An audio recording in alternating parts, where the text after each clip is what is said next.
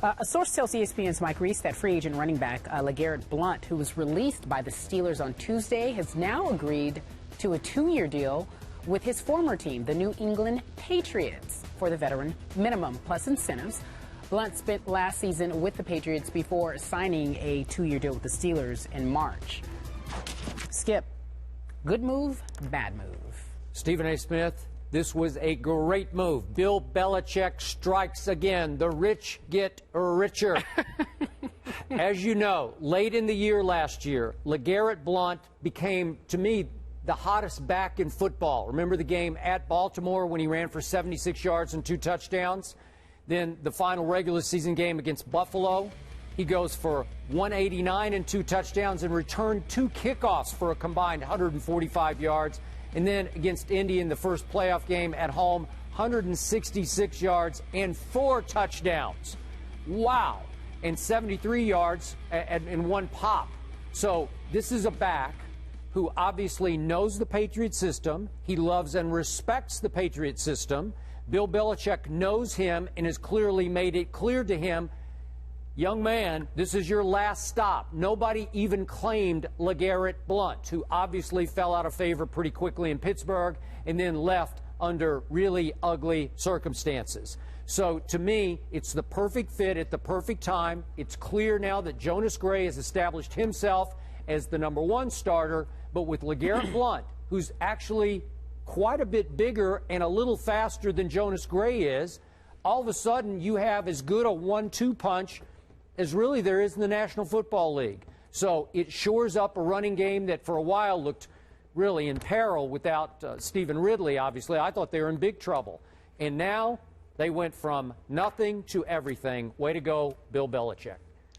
Couldn't agree with you more. Matter of fact, I wouldn't have put it past LeGarrette Blount to be a distraction just so he could get released by the Steelers, so he could end up back in New England.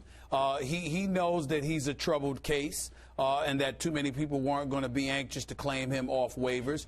But he also knew about the relationship that he may have had in New England and that the probability was there for him to, just land there yet again. He's got an opportunity, obviously, to compete and capture a Super Bowl championship. I think anybody that watches football recognizes that the New England Patriots are a better football team than the Pittsburgh Steelers. And I think the combination of that, along with being familiar with this system, understanding that even though you're a backup, you don't necessarily feel like a backup, Skip, because Bill Belichick throws a myriad of things at you. 1 minute it's Tom Brady to Gronkowski. Yep. Another minute it's to Edelman. Another minute it's to Wright. Another minute it's a handoff, whether it was to Vereen or Ridley before Ridley got hurt. And now this. You just look at it from the perspective that somehow, some way, outside of Tom Brady, there's no definitive guy that you look at on New England and say, that's the guy. So even though you're a backup, you sort of don't feel that way. And I think from an ego perspective,